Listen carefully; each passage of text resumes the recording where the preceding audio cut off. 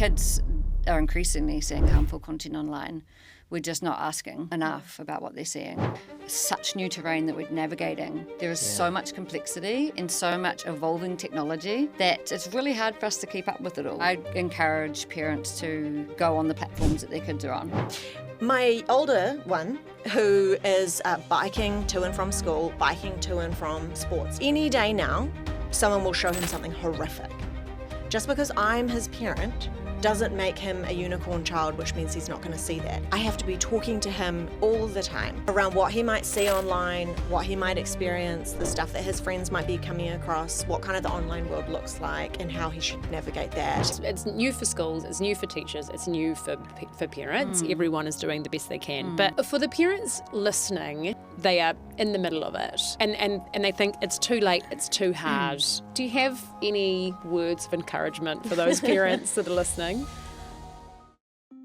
Kia ora and welcome to One Young Mind podcast. It's a fact that our young people live in an increasingly addictive digital world, and whilst that world can bring a lot of positives, what exactly are the risks? I'm Matilda Green, content creator, presenter and mother of 3. And I'm Dr. Manish Deva, paediatrician. This podcast discusses mental health issues, self-harm and suicide, so please listen with care. If you or someone you love is struggling, please reach out to a professional for help. Helpline numbers can be found in the show notes of this podcast. Thanks for being with us, Jo and Holly. It's great to have you on this podcast, and we're going to focus a lot on education and what parents can do. Parents often get told, we just need to educate more. What does that mean, and how does that look like for a parent these days?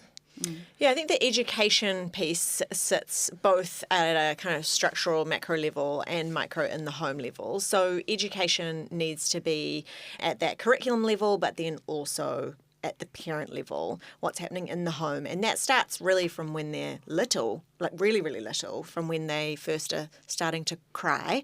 And you want like a bit of a break, or you want to regulate them and you want to hand them the device to get yourself some space, or you've got a long car trip, as I understand deeply. Well, you've got 3 boys, right? Yes. And how old are they? So they're 8, 10, 12 and fully understand. I'll never forget driving to Wanganui, and it was 6.5 hours, and they would have been baby and 2 and 4, and just being like, we're going to watch movies the whole way, like, because I'm not coping emotionally with this car trip. So deeply understand that space. Also, my youngest cried for 3 years. Like, he really cried for 3 years. So I know what it feels like to be desperate for calm and for peace. But that's where our education needs to start, is at that really early age. What are we doing with our devices, but also how are we talking to them about their online world and what they're experiencing? Yeah. And Holly, you've also got a couple of kids, is that right? Yeah, I have a 13-year-old who's in high school and a 10-year-old who's in kind of the last years of primary school. Well, I think that's why people love listening to you guys, because you are so well informed in so many aspects, from like policy to what's happening in the online space, but you're also parents, so you do understand. You both get it on both levels, which is really refreshing. At before 16, we're obviously wanting a social media delay, but I think a criticism is that we need to educate kids, that we can't just rely on a delay, but we do believe in a multi-pronged approach. Like, there's the delay, and then there's also the education piece, which is really important. But where should we be focusing our attention right now for putting pressure on schools? Because, I mean, it's really hard for schools to keep up with what's going on. What do you think should be implemented into schools? It's really difficult for schools in this online environment because we have kind of a schooling system where essentially the board is responsible for making decisions around online safety for kids.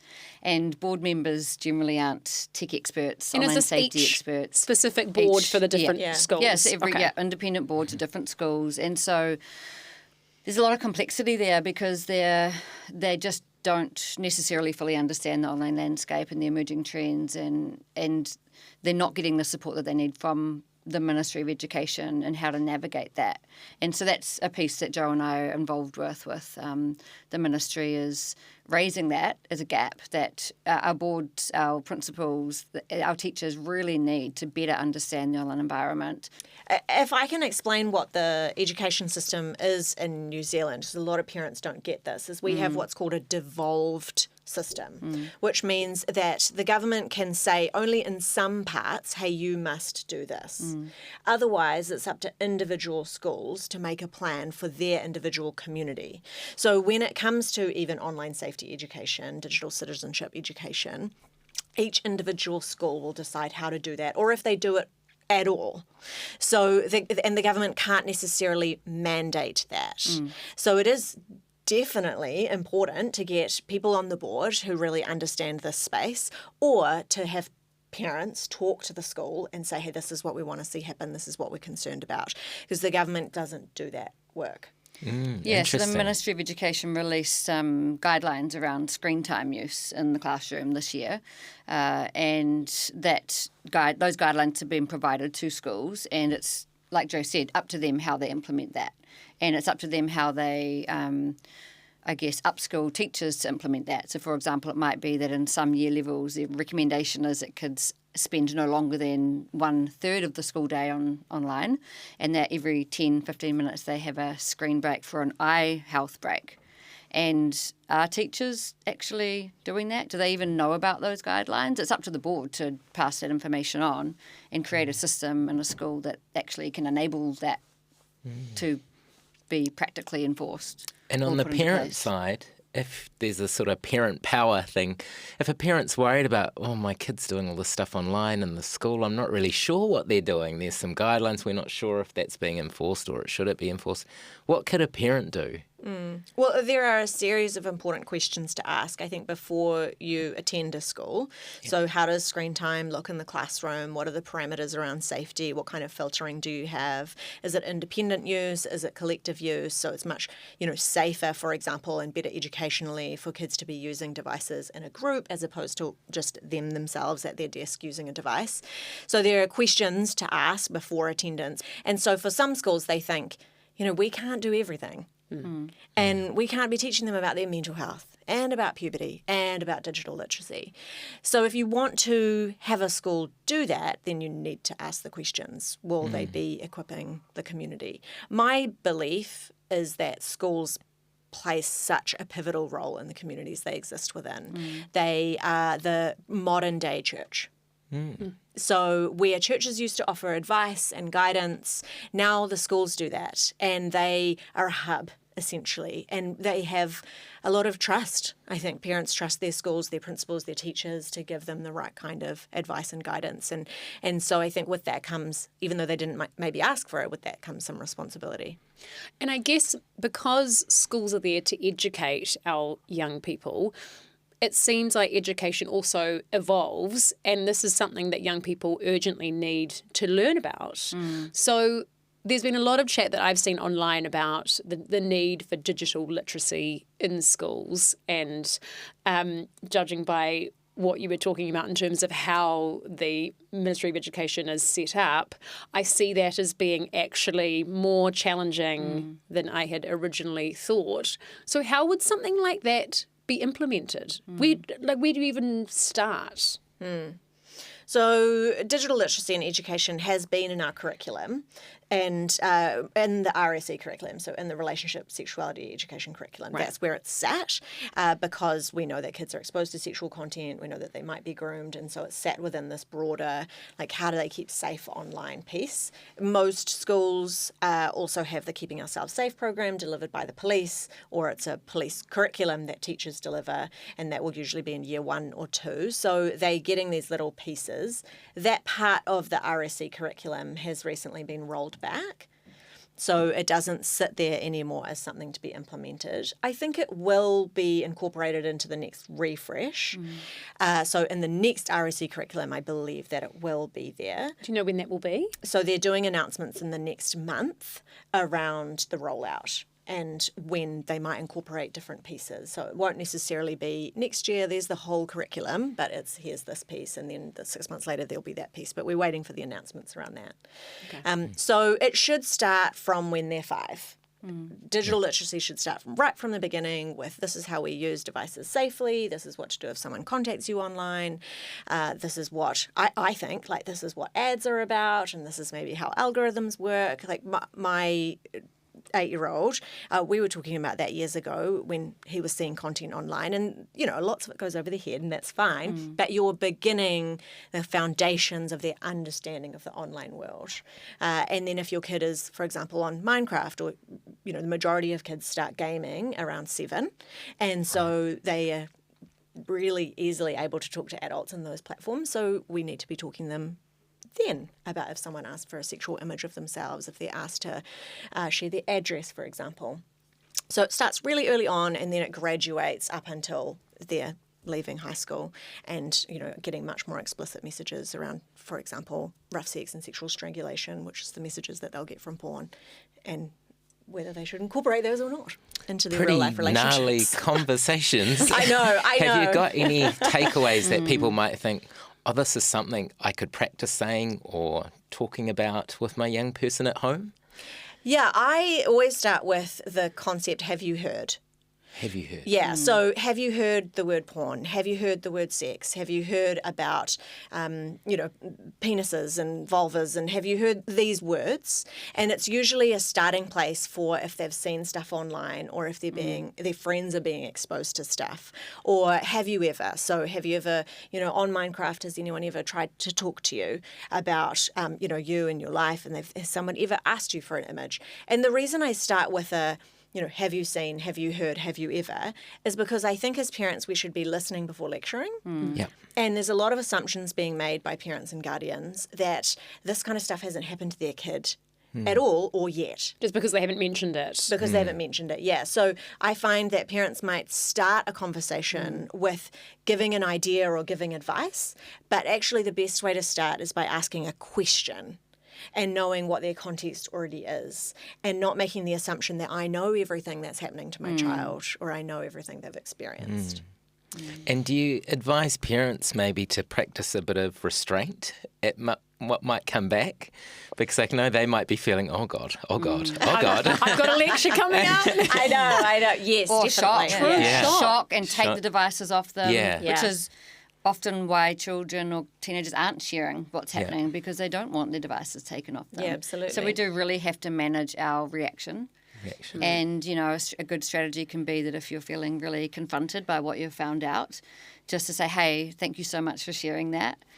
This is a lot, and I just want to take a few minutes to process this. Can we come back and talk about this later on tonight?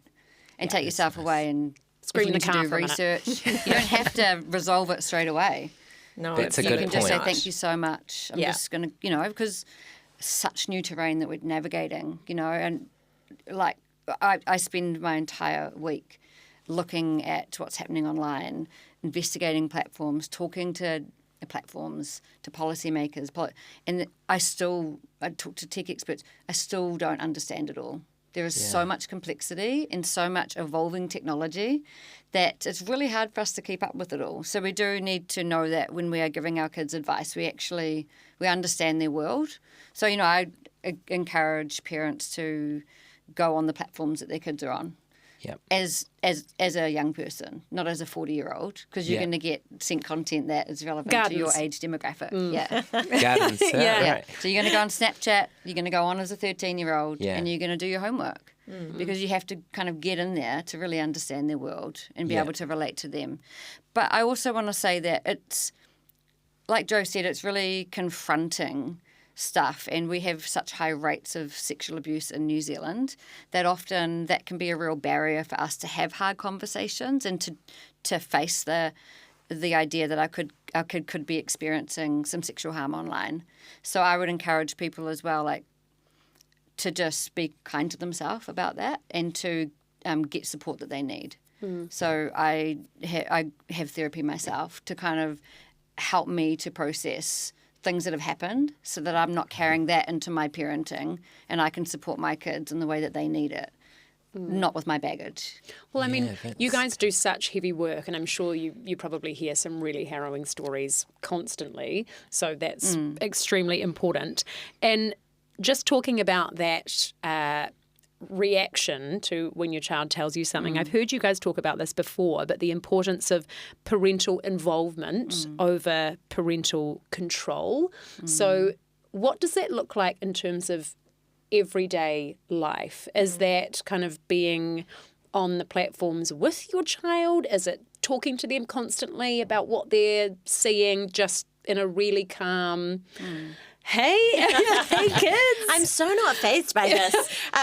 So the way that I think about the parenting journey, which is a long one. So if you think you've got your young person in your home for maybe 18 years, potentially longer, but that's at least the length of time you're doing quite strong influence. So, you're driving the car of parenting, right? You're in the driver's seat and you have two pedals. You've got your, what I call your control pedal, and then your influence pedal. Now, when they're younger, and really up until they're 10, 11, you can have quite a lot of control. I mean, my 8-year-old's life is controlled down to the T.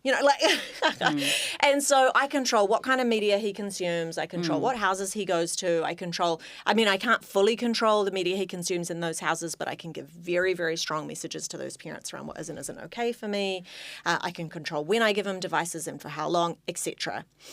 My older one, who is biking to and from school, biking to and from sports now, all of his friends have phones, but his closest tight ones, thank you so much to those parents. But he walks to and from school with kids with phones next to him. Do I have any control there? Nope. No. I have basically zero. So any day now, someone will show him something horrific. Just because I'm his parent doesn't make him a unicorn child, which means he's not going to see that. He will see horrific content at any moment. So I don't have a lot of control. So what I have to use is my lever, my pedal of influence, which means that I have to be talking to him all the time. Not every day, but at least every few weeks around what he might see online, what he might experience, the stuff that his friends might be coming across, what kind of the online world looks like and how he should navigate that, what he can tell me about, and how I promise to respond in this way. Here's what we're going to do if something bad happens. So I have to be talking more and more and more with him as he grows up. And what I find parents do is they talk less and less and less because they think, they don't want to hear from me. Or they don't want to hear my advice. They don't want to hear my thoughts. They tell me to shut up. They tell me to go away. They act awkward. I act awkward. And so they tend to slowly remove themselves from the relationship when they need to push further in.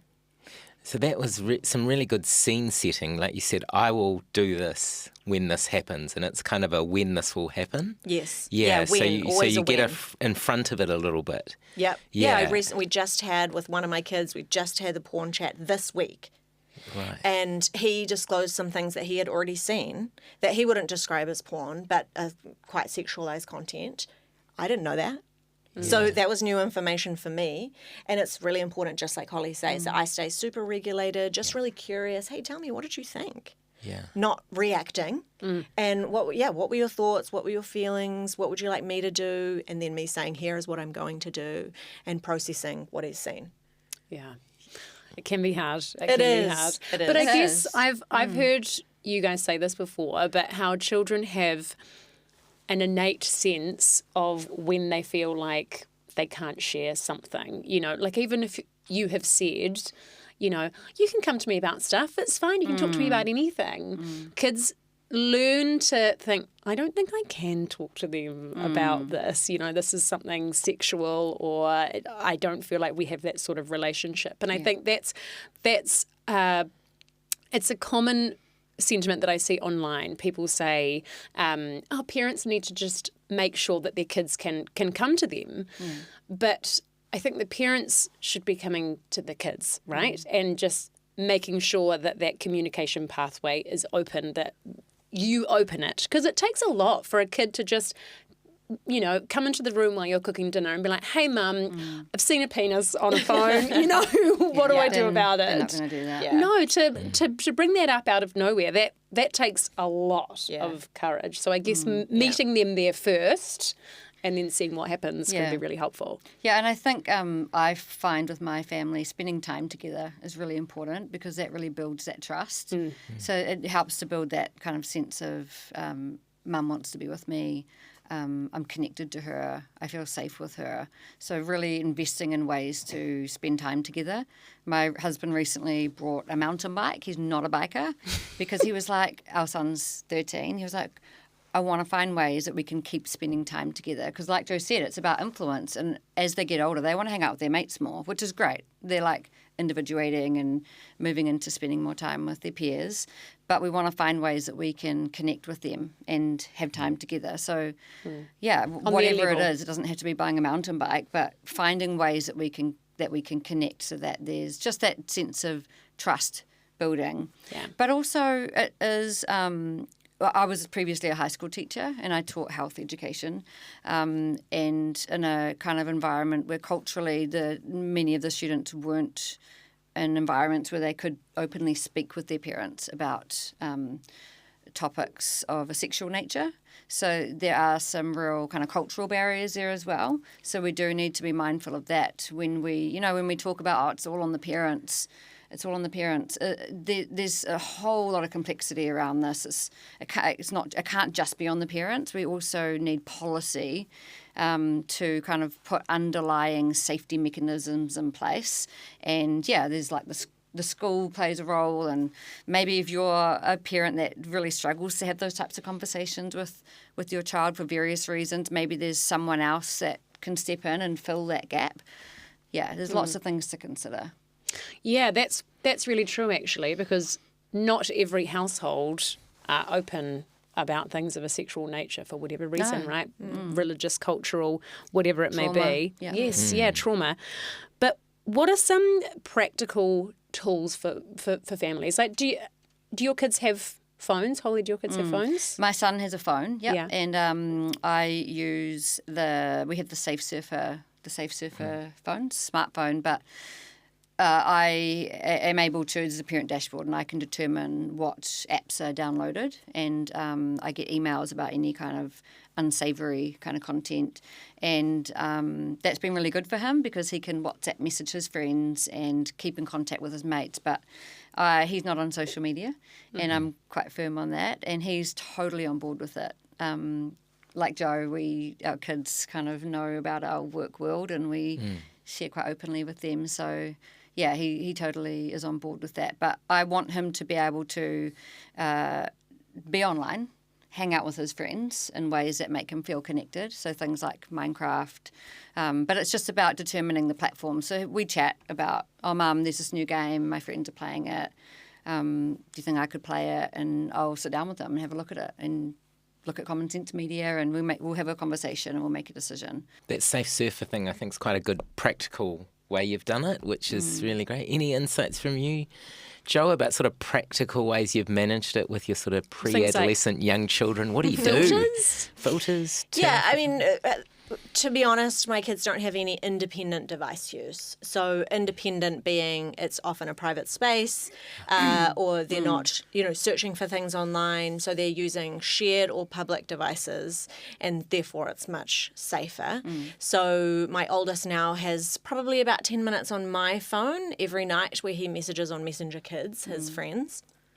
And he has to do that with an adult in the room.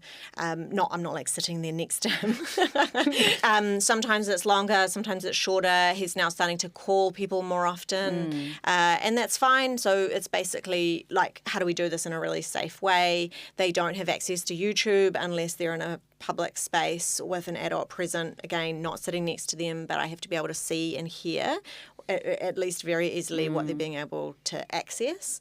So we've stayed away from independent and private, and we're still okay there.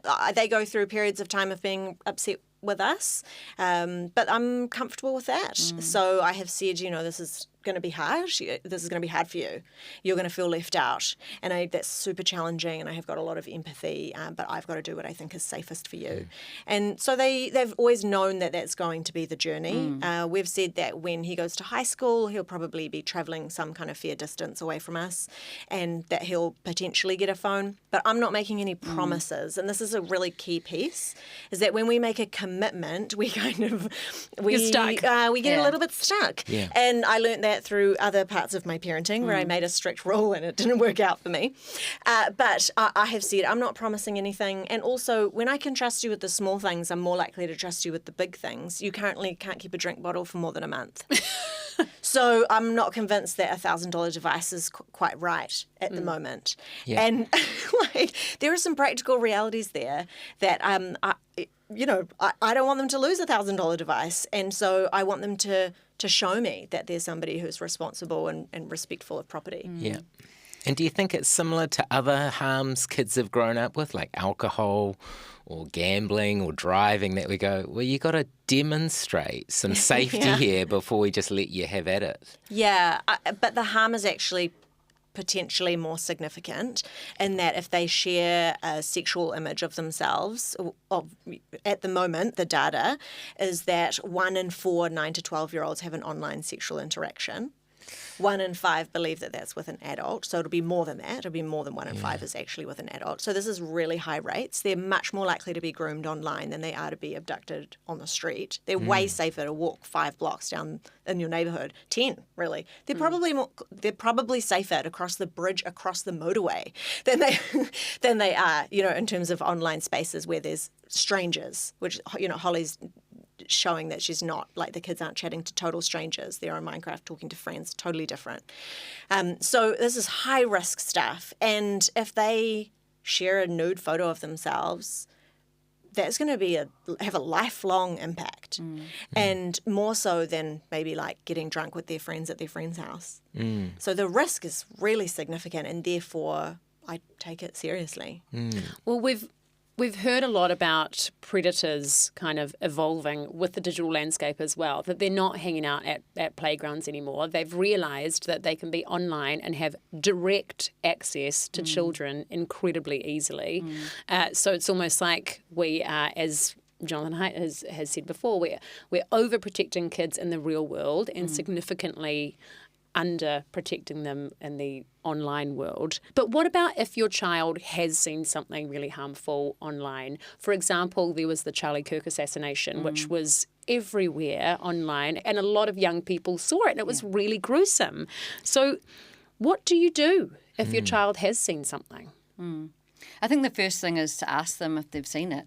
Because we find that we don't ask because we assume that they haven't, but when we ask, we can be quite shocked that they have, and then it's just like Jo said before, it's asking them how that made them feel, telling them, God, I'm so sorry you saw that. It's really distressing. I saw it, and it made me feel so upset. That's really I'm gutted for you.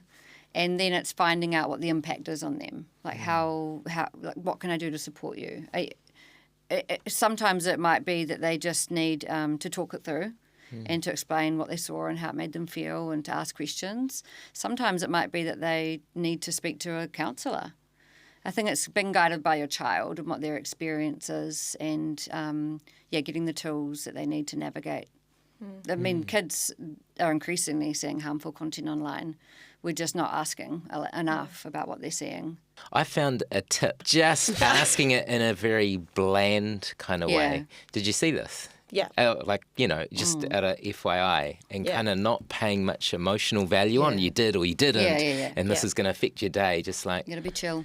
This is just what's happening now, actually. Like, did you see it? What are people saying about it? Yeah. So if I can, offer just a framework maybe that might be easier for people to remember. So I think heart, head and hands. So when your kid, your teenager, whoever has seen something that's been shocking, you go, heart, how are you feeling? What's going on for you? What was it like for you? Head, help them process. Okay, so what happened there was actually about speech, and it was about political partisanship. Like, that's what was going on there. And then hands, here's what we're going to do next. Here's what I want to do to keep you safer. I like Do that. you need to talk to someone? So then we go practical. What can be easy is to move straight to head or straight to hands, where we really are bypassing the most important piece, which is their feelings. Their feelings. So start with that. Yes. Start with Yeah. that kind of emotional, visceral kind of feeling. Yes. Yeah, and so my kids, we watch the news together, I don't know, let's say 4 times a week. And so I take that same approach, heart, head, and hands. So heart, how do we feel about the fact that there's this war going on? What is this like bringing up for us? What are the feelings? And then head, what is that actually about? And then hands, let's not watch this, or let's pause it, let's, whatever it is that we're making a strategy. Let's remember we need to take breaks from hard content, but it's also important to engage with stuff that's happening in the world. And so we make a plan. And it sounds like you're sort of doing that all together. You're watching and sort of reacting and feeling all together. Yes. Yeah, so I'm a big advocate for preparing our kids for the world that they live in, not the one that we want them to live in. And preparing them for the world that we want them to live in means not asking those questions, not bringing it up, thinking that they're this unicorn child who's not going to see anything. It's kind of like imagining that they're going to be in this bubble world, or actually not exposing them to anything that's hard or gritty or emotional. So we want to prepare them for the world that they do live in, where there's war, where there's murder, where there's, assassinations, where there's grooming, exploitation. That's the world that we're preparing them in, which means exposing them kind of at a graduated level, not giving them the content, but here's the news and here's what's going on, but here's how we process it. Yeah, nice. Yeah, I also really like using the what would you do questions with my kids to help them develop critical thinking to prepare for a situation arising in the future. Because often, even as adults, something can happen that's a bit disturbing and we kind of freeze and we don't know how to respond. And then later on we're like, oh, why didn't I do that? Or why did I let that happen? Or why didn't I say something? And so what we can do for our kids is, for example, my kids have recently started catching the bus. And I know that kids have phones and there's, bullying can happen. All sorts of things can happen on a bus when there's no adults. And so it's just what would you do if questions can really help to prepare them for, what if you get off at the wrong stop? What if your friend steals your da-da-da and, you get to school and you don't have it? What would you do if your friend showed you something really upsetting online, like maybe something sexual? And it really helps them to think through, imagine themselves in that scenario and then come up with some strategies. But I say to my kids, you might not do those things in the moment. I need you to know that sometimes we just freeze because we're a bit shocked. And that's okay. I'm never going to judge you for that. But when we can kind of anticipate things ahead of time, we're skilling ourselves up to be able to be prepared for them so that we do react in the way that we want to. So we have those kind of conversations quite a lot. Yeah, I guess you're more likely, aren't you? It's the same, I guess, with parenting, because every so often you get thrown a real curveball and you're like, how on earth do I handle this situation in front of me? Whereas if you've thought about it, leading up to it, you think, okay, well, if this happens, I've got a few ideas of how I'm going to tackle that, or this is going to be my strategy, or whatever. And also sharing our experiences. So it could be, oh, gosh, I was searching for something online the other day, or like yesterday I got sent a text and it was a scam. And I showed the kids and I was like, oh, look, I just got this text that said I actually thought that it might be real and I realised that it's a scam. And so we were talking about how you know that it's a scam. So sharing our experiences of how we deal with the online environment is really helpful because it's just giving them, we're just role modelling that we're all kind of facing these hard things. And there's some amazing things about tech, so many, but we want to role model how we approach the hard things. And your school bus example was a great segue, actually, because I want to talk about building digital resilience because chances are that your kids will experience some form of online mean comment or bullying. So how do we prepare them to be able to deal with that, with meanness online? Yeah. I mean, I think the same way that we prepare them for it to happen in real life. And largely that's about identity. So knowing who I am with or without people's approval. Our family, we believe that you are valuable. You are important. You are kind. We just think you're phenomenal. It's the building up of the person so that's the protective measure. Other protective measures are the way that we talk about gender and sex with them, the way that we role model relationship, the way that we role model communication. That's all really important stuff. Also, just general media literacy, so them being able to unpack messages that they're seeing in normal media as a protective factor, and then being able to handle it when it's more graphic or whatever online, or like unpacking the way that people react to each other. Like Charlie Kirk was a great example. So my kids saw that on the news that had happened, and so then the conversation is, how do we respond to people who we don't like? Or what if somebody doesn't like us? How do we respond in those moments? And talking about how lots of people revert to hate or violence, or ignoring them, dismissing them, judging them, etc. So yeah, we use what's happening around us to teach skills, and it actually works. I think for parents listening, please be encouraged. The research suggests that when we put in place those protective measures, when we have these conversations, that it does work. The kids are much, much better off. They're more resilient to messaging when we're doing this work. Well, it makes sense. It definitely makes sense. But parents have, I think, quite a big job on their hands, because there's a lot of people that say protecting kids online, it's a parent issue. It's down to parents. But Holly, you've said previously that parents need better support systems to help them be able to do that. What could that look like in practice, whether it's from schools or government or tech companies? Yeah, I think that we need a systemic approach that really kind of wraps the support around all of the areas, so schools, families, and platforms. We really do need investment in education in schools for children, but also for parents. And,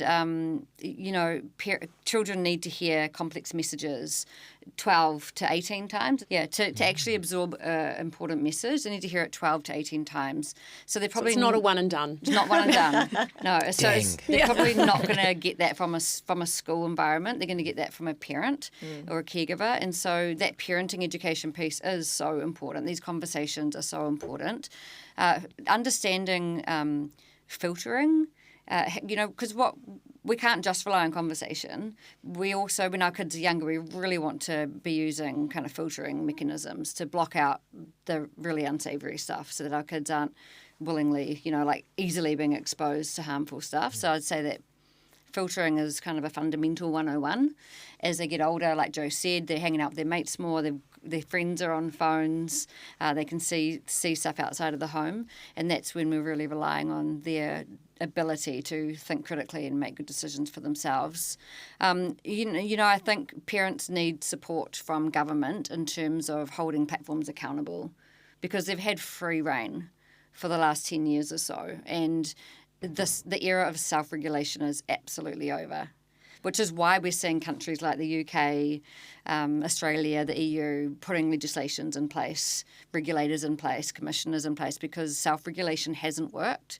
And in New Zealand, we are relying on self-regulation and really old legislation that's just not fit for purpose. The government themselves have said it's not fit for purpose. We need action. Can I expand on that? So in terms of simple messages like don't give your address online, they need to hear that between 4 and 8 times. And then more complex messages, like Holly said, around, here's what a grooming behaviour might be if somebody, is asking you to turn your camera on, but they're not turning their one on. Or if they are sending you some kind of porn or sending you some kind of sexual meme, that's the beginning of a grooming relationship often. They need to hear that between 12 and 18 times. For a child who's neurodiverse or a teenager who's neurodiverse and struggles with both impulsivity, emotional regulation, but then also memory, they need to hear that even more times. So think 20 plus times. They also really need that from multiple adults, so not just one person, ideally consistent messaging across schools and parents. Kids forget 90% of a conversation, 90% of it. So what we don't want lectures. There's literally no point. I think we've all experienced that at some point. Like it's almost the more words in one go, Yes. Yeah. you've lost them. Counterproductive. You've You've lost totally them. lost them. Yeah. So I think it in simple, terms of stupid. yeah. I think in terms of one question, one sentence. I'll ask them one question first, hear their response, maybe a follow-up one, and then I'll literally give them one sentence, one simple instruction or thought or reflection. That's it. That's the whole conversation. And then circle back, a week, 2 weeks, a month later, and you want to do that, think once a month for 2 years at minimum. Sometimes parents I know put that in their diary. Yeah. Have discussion Put it with in your phone. Yeah. And but they freak out at the thought of I'm gonna have to remember to do this so often. But one sentence, one question, one sentence. That's 5 minutes. Yeah. And that's quite comforting, I guess. One of the fears it might be this turns into a big discussion where I learn all sorts of stuff, then I don't know how to handle it. But Yeah. just containing your parenting, Yes. that repeated sort of dose, but we're just going to keep it nice and small, bite-sized. Can you rattle off just some of those questions? just so we've got a few of them, just as thought starters for listeners and also myself. We're taking notes. So you can say something like, have you ever seen porn? Have you ever heard the word porn? Or for a younger child, you could say, have you ever seen a video or a picture of people without their clothes on? That's good. Has anybody ever talked to you on a game that you don't know? Do you think that they were an adult or a child? What made you think that? Or has anyone ever asked you for a photo or a video on the internet? Have you ever seen a photo or a video or a cartoon of someone being hurt? So it could be, that's like Charlie Kirk, that's the assassination stuff, that's the Christchurch, terror attack, that kind of stuff. So those are, thinking in terms of content and contact. Who's contacted you online? And then what kind of content have you seen? Yeah, those are some simple ones. That's really helpful. And Holly, you mentioned filtering. So for those that are not technologically savvy, I mean, Like myself. yeah, same. And my kids are still quite little, so they don't have devices yet. So I haven't had to, get into this filtering world. But how do you even do that? Yeah, so it's a good question. There's filtering available on different platforms, like, you can turn Safe Search on Google, you can put Safe Search on restricted mode or whatever on YouTube. Phones have their own kind of safety settings, parental controls. They can be gotten around by children, by clever kids. ISPs, internet service providers, offer baseline filtering. The key with that is that when you take the device out of the home and out of your Wi-Fi, your home Wi-Fi, that filtering will no longer work.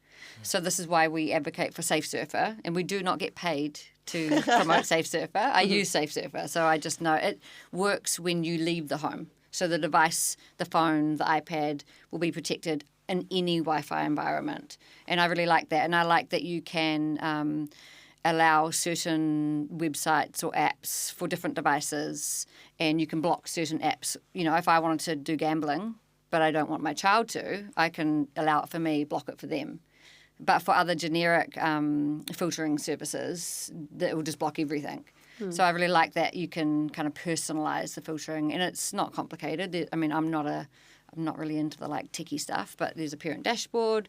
You can set time limits on how long kids are on devices or on certain apps. So, for example, we have a phone that the kids can use, and it just has a couple of different apps that I'm okay with. The phone turns off at 9 o'clock. The apps that are allowed, like WhatsApp, they've got a 1 or 2 hour limit because I don't want the kids just texting all day long. So I'm quite, there's lots of boundaries, but there's some freedom. And yeah, I think that we can use tech to kind of reinforce the boundaries that we set for our kids. And I say to parents, kids are most kids are at school all day, every day. I was a teacher. There's a lot of boundaries. There's a lot of rules. There's a lot of expectations. And they operate really well within that environment. And I really encourage parents to have good boundaries and rules. It actually makes children feel really safe. And obviously, as they get older, they're starting to, they need more responsibility and independence, and you need to adjust. Yeah, boundaries provide a lot of safety, but it needs to be partnered with connection. It needs to be partnered with communication. It needs to be partnered with really understanding. So it'd be awesome if the government really invested in great parenting education, because all the stuff that Jo was talking about, most of us have no idea about grooming. Most of us don't have any idea about what's happening with nudes, and that the fact that year 7s and year 8s are being pressured to send sexual content.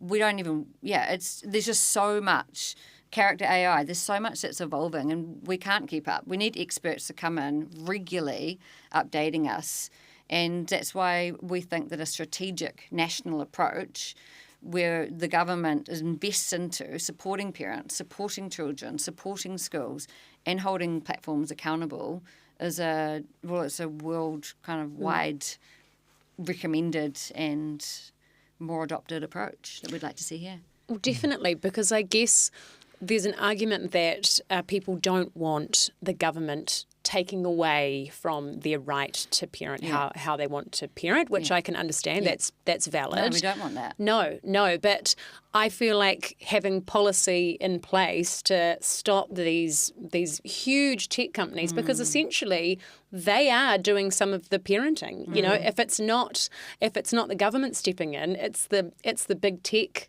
platforms, right? I think this is so strange, this idea that we, shouldn't take it away from parents to be able to make these decisions. We impede on parents' roles all the time. Like, we don't say to parents, you can determine when your child can drive.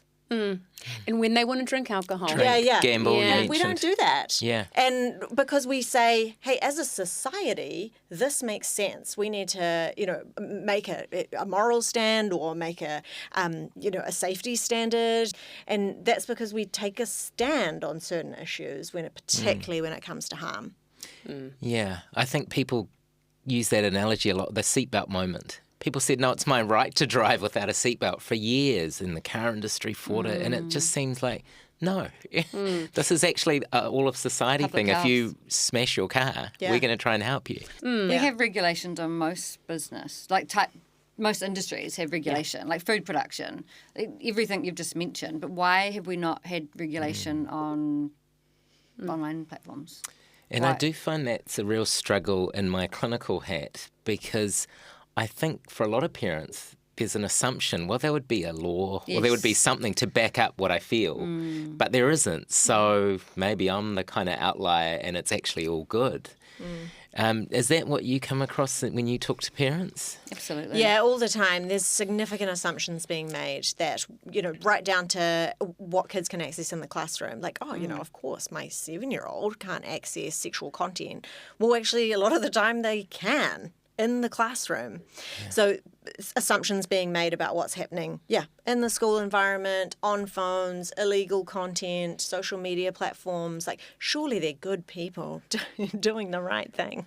And unfortunately, that has been unproven. So there's just lots of gaps that people haven't maybe noticed or haven't made a fuss about. So in terms of content that can be accessed in the school environment, we know that because we've been into around 8 schools and we've spent time on student devices. Signed in, student accounts. Yeah, with, Safe Search on for some of the platforms, and we've tested it out. And we have been shocked at what primary school kids can see on school devices and BYD devices. And then we've taken screenshots, shown the principal, who's generously allowed us to come in and do our homework, and they've been shocked because they thought that, we've got filtered internet, it should all be good. So this is not just, we're just not making up random things here. This is literally children can see harmful content in classrooms. And you mentioned you've done this in primary school. Yes, so this and is intermediate, 10, 11-year-olds and younger. And younger, yeah. Oh, yeah. Yeah, if you're in a school environment where your 5-year-old is on a device, the internet is the same. So they're still able to access that kind of stuff, which is why, we talked about earlier, questions to ask your school, like how are devices used? Are they used independently or in groups? Yeah, and you mentioned the term homework. Like it's kind of maybe a parenting homework job to be a bit nosy. Yes, absolutely. Yeah. We have such high trust in the system. Yeah. And this is, I guess, the work we do and as advocates is we find the gaps because we have found that you can't trust the system. There's a lot of assumptions that things are sorted. And when you dive into it, you realise, oh, wow, there's some things that are going well, but you do see the gaps. And those are the things that we really need to highlight because those gaps harm our children. a lot of the parents I see, I'm often sort of encouraging them to just be a bit more pushy with schools, or just there's a kind of a bit of a, I don't want to be a squeaky wheel here. I'm the only one kind of experiencing this. That parent. That Exactly. parent. But any words of wisdom if a parent's feeling like, oh, this doesn't seem right, but I don't know about talking to a school, or any thoughts on that? I mean, unfortunately, that's the only way change will occur. So the more squeaky wheels there are, the louder we become. And then that's cultural change. So it takes a lot of annoying people. And I have been that person. And I know Holly has been the same. We continuously ask the same questions over and over again. It feels awkward. It feels uncomfortable. You've got to do it also with your own friends or your own family, asking the same questions of grandparents every time they look after your kids. It's uncomfortable. You don't want to do it. You don't want to be that parent who's got a lot of needs and feelings and requests. I get it. But that's the only way we're going to see cultural shifts. I think people often want to be brave and ask hard questions, but there's this nervousness of I want to be liked. Yeah. And so the more that we obviously want to be liked. We don't want to be mean. We don't want to be dickheads. Seen as annoying. So I have found when I engage with my kids' schools, I will come across very humble and look, I don't want to be annoying. I know you're doing an amazing job. I've just noticed this thing, and I wondered if we could chat about that and how we could improve that. And they're always so receptive because they want the best for the kids.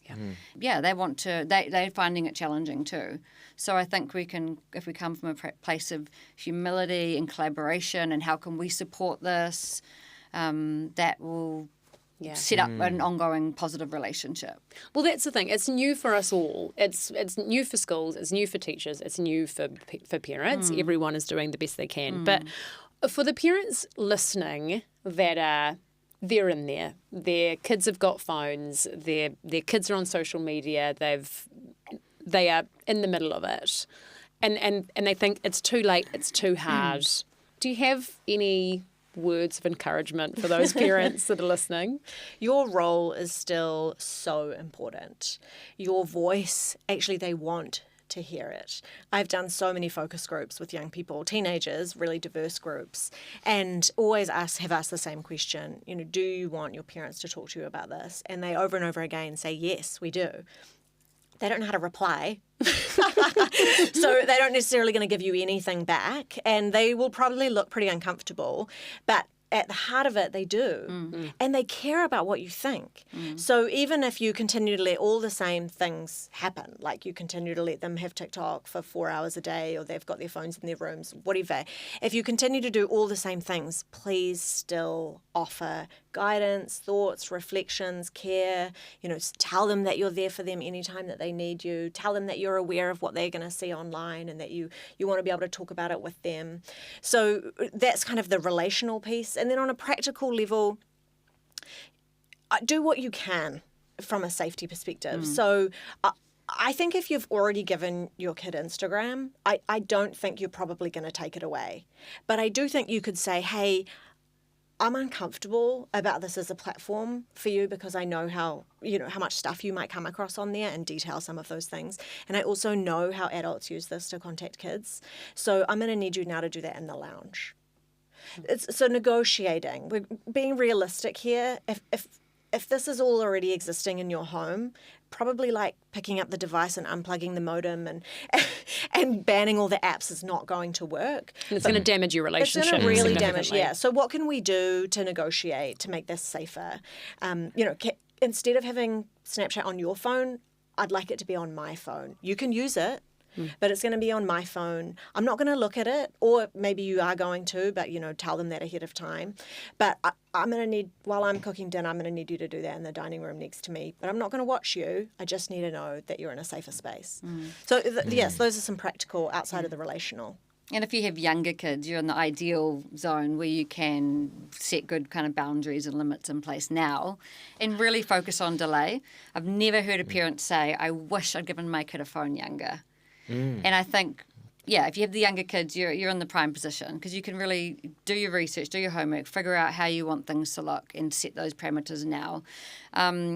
I read some research recently that said 40% of young people want to spend more time with their parents. And like Jo was saying, like often we think that they don't want to, that, you know, they don't want us around, we're kind of annoying, but actually they do. And I encourage parents to find ways to connect with their kids and to have fun with them. Maybe, you know, for me, sometimes it's playing Nintendo with my son, getting on his level and being involved in his world, and he loves it. He always whips my butt, and I hate that. But, you know, we get really competitive, playing board games, going for bike rides, going, you know, for whatever it is that your kids are into. Maybe it's playing music, find ways to connect with them because we want to have fun with them because they're awesome. Oh, they are. They are, and they are worth protecting.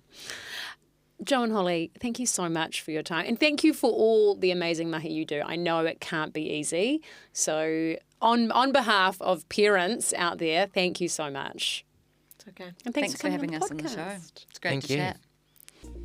Thanks for listening to One Young Mind. We're on a mission to understand what our tamariki are experiencing online, to listen, connect, and make sense of this challenging topic, bringing the conversation to the forefront. If you enjoyed the show, subscribe so you never miss an episode and share it with someone who cares about the well-being of young people. We'd also like to thank everyone who makes this podcast possible. We simply couldn't do it without you. Executive producers Flicker Williams and Julie Clothier, editor Luke Johnson, Omzi for our branding and design, and the recording team at PodLab, and our commercial partners 2 Degrees and iHeartRadio and the team at Before 16. Thanks for listening. Ka kite anō.